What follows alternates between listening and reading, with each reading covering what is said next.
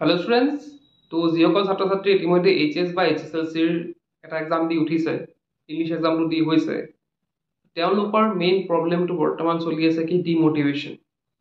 তেওঁলোকে মোটিভেট কৰিব পৰা নাই নিজকে নেক্সট টাইম এক্সামৰ কাৰণে। তেওঁলোকে ইংলিছ এক্সাম দিলে, বহুতৰ ভাল হ'ল আৰু বহুতৰ বেয়া হ'ল। তো যিসকলৰ বেয়া হৈছে ইংলিছ এক্সাম, তেওঁলোকে কিন্তু এটা ভিতৰুৱা এটা যুদ্ধ বুলিয়ে ক'ব লাগিব। ভিতৰুৱা এটা যুদ্ধ তেওঁলোকৰ মনত আহি আছে যে ইংলিছ এক্সাম বেয়া হৈছে, নেক্সট এক্সামৰ কাৰণে পঢ়িম জানো, মই পঢ়াখিনি আহিব জানো, মই নেক্সট এক্সামত পাৰিম জানো। তো তেনেধৰণৰ বিভিন্ন চিটুৱেশ্যন তেওঁলোকৰ মনত আহি আছে বা তেনেকুৱা ফিল এটা আহি আছে। এতিয়া কথাটো হ'ল, চাবা তোমালোকে ইংলিছ এক্সাম বেয়া হোৱা মানে এইটো নহয় যে আমি নেক্সট এক্সামবিলাকো বেয়াকৈ দিম। আৰু ইংলিছ এক্সাম বেয়া মানে ইংলিছ এক্সাম টাফ আহিছে মানে যে নেক্সট এক্সামো টাফ হ'ব, সেইটো কথাও নহয়। প্ৰত্যেকবাৰ আমি চাওঁ যে এখন কুৱেশ্যন পেপাৰ টান থাকে। প্ৰত্যেকবাৰে কি হয়, এখন কুৱেশ্যন পেপাৰ টান থাকে। যোৱাবাৰ যদি আমি এইচএছএলচিৰ ক্ষেত্ৰত কওঁ, তাত কি আছিলে, মেথছৰ পেপাৰখন বহুত টান আছিলে। তো সেইটো মতে যদি আমি যাওঁ, ধৰি ল'লো মই ইংলিছৰ পেপাৰখন এইবাৰ টান, নেক্সট পেপাৰখন হয়তো টান নহ'বও পাৰে, বা বাকীবিলাক এক্সাম হয়তো তেনেকুৱা নহ'বও পাৰে।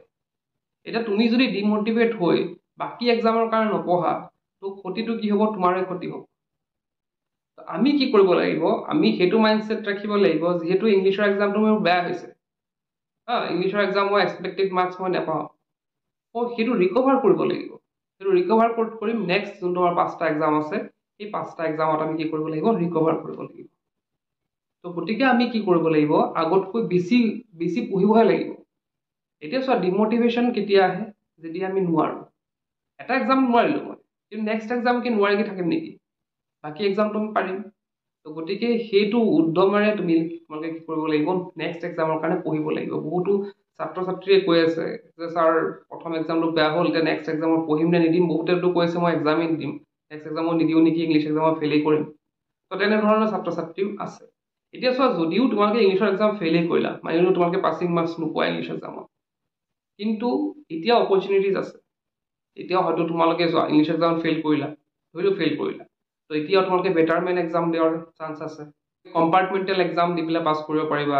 এতিয়া ধৰা ইংলিছত ফেইল কৰাৰ পিছত ধৰা হায়াৰ ছেকেণ্ডেৰী ক্ষেত্ৰত যদি কওঁ, ইংলিছৰ এটা ছাবজেক্টত ফেইল কৰিলা, নেক্সট ইয়াৰ এটা ছাবজেক্ট দি পেলাই তোমালোকে পাছ কৰিব পাৰিবা, বাকী কেইটা ছাবজেক্ট যদি পাছ কৰি থাকা।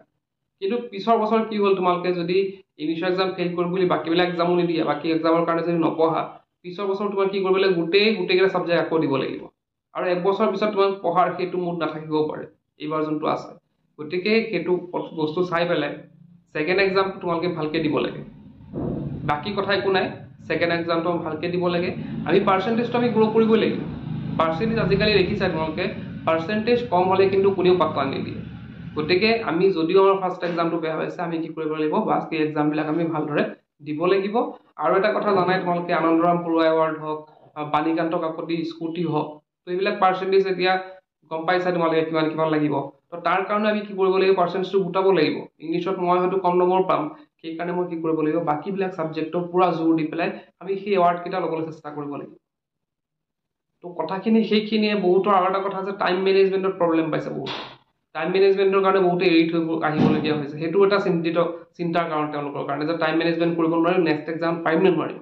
এতিয়া এটা কথা এটা মন কৰিবা, যে প্ৰথম এক্সামত মেক্সিমামৰ কিন্তু টাইম মেনেজমেণ্টৰ প্ৰব্লেম হয়, কাৰণ নতুন এটা চিটুৱেশ্যনত তেওঁলোকে যায়, তো তেওঁলোকৰ এটা টাইম মেনেজমেণ্টৰ প্ৰব্লেম হয়। কিন্তু ছেকেণ্ড এক্সামৰ পৰা তোমালোকে টাইম মেনেজমেণ্টৰ প্ৰব্লেমটো মই ভাবোঁ যে নহয়, কাৰণ তোমালোকে অলৰেডি সেইখিনি চিটুৱেশ্যন ফেচ কৰি আহিছা। কোনকেইটা তোমালোকে ভুল কৰিছা তোমালোকে অলৰেডি জানা, যে টাইম মেনেজমেণ্টৰ ক্ষেত্ৰত তোমালোকে কি ভুল হৈছিলে। বহুত হয়তো প্ৰথমৰ পৰা শ্ল'লি লিখিছিলে, কিন্তু এইবাৰ তোমালোকে কি কৰিব লাগিব, ফাষ্ট লিখিব লাগিব, টাইমটো মেনেজ কৰি চলিব লাগিব। আৰু কুৱেশ্যন মতে আগতো কথা কৈছিলোঁ যে তোমালোকে মাৰ্কছ ৱাইজ কি কৰিবা, আনচাৰ লিখিবা, ক'ৰবাত বেছি লিখিব নালাগে। যিমানখিনি খুজিছে সিমানখিনি আনচাৰ দিলেই হ'ল। আৰু আজিকালি ইমানো হেৰি নহয় যে এগাল মই পেজ ভৰালোঁ, মোক বহুত নম্বৰ দিব, তেনেকুৱা কথা নাই।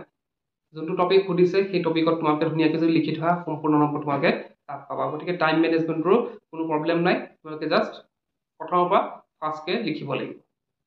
তো এইখিনি আছিলে কথা। কোনেও যাতে ডিমোটিভেট নহয়, নিজকে মটিভেট কৰি ৰাখা, যে মই এটা এক্সাম দিছা, এবাৰ মই নোৱাৰিলোঁ, কিন্তু পিছৰ 5টা এক্সাম মই ভালদৰে দিম আৰু ভাল ৰিজাল্ট এটা কৰি দেখুৱাম।